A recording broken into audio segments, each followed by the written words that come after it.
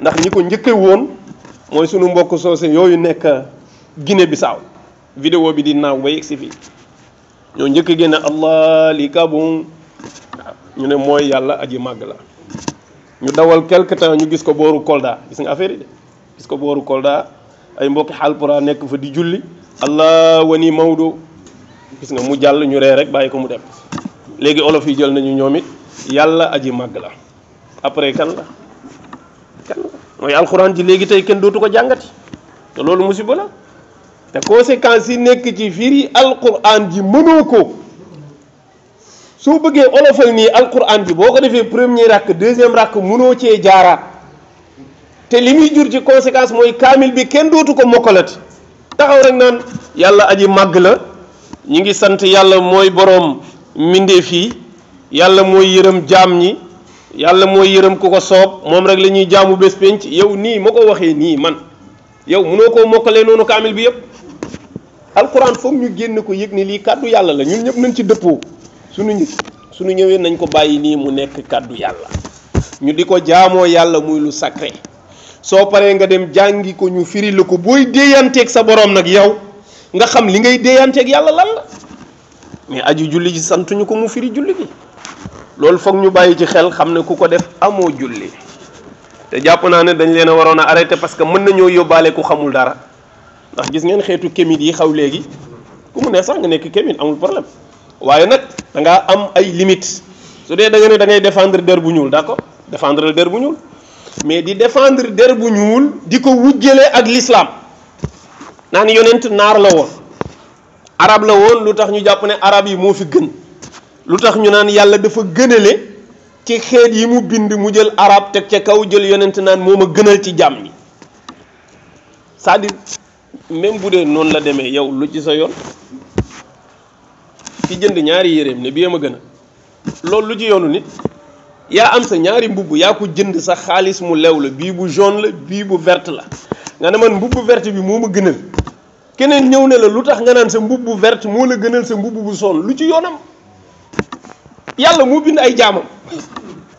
moo tax jàpp naa ne ñu gëlëm ñu mel nii te réer fii la ñu dëkk ci réew mi ñu xam lañu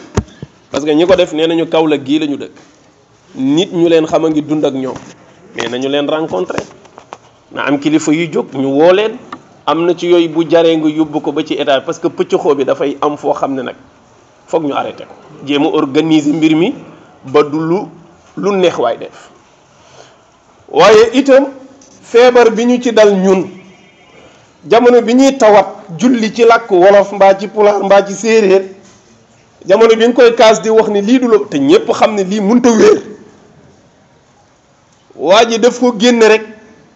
ñépp commencé dal ci kawam lii moom mënul nekk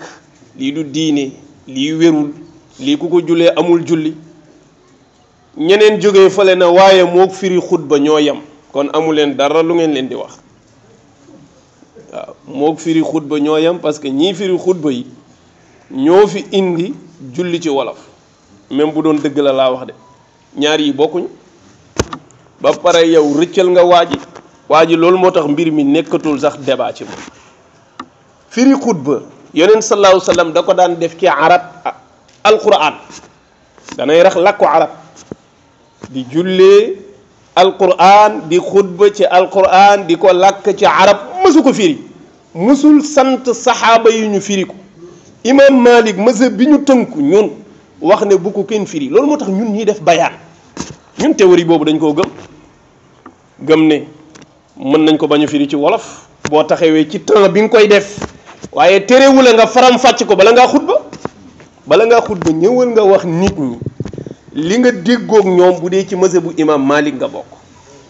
yeneen mazahib yi ñoom dañ ne sax ñoom mën nga koo firi parce que waaraate la c'est-à-dire au moins am na ay boroomi xam-xam yoo xam ne défendre nañ nee nañ xutba ci beneen làkk ñoom dañ ne dara nekku ci et encore nga xàmmee farata mooy lan dindi lu mën a nekk ak jéem a dindi lu munta nekk xam ngeen ne firi xutba ci àddina bi fi ñu toll nii loolu kenn mëntu koo dindi kenn da nga ciy wax nii rek naan xutba kenn du ko def ci olof pour wax rek waaye dootul dañeti parce que dafa daj ci àddina waaye nga walbati julli di ko jullee ci wolof loolu bëreegul te loolu mënees na koo arrêté te lii kenn mënatu koo arrêté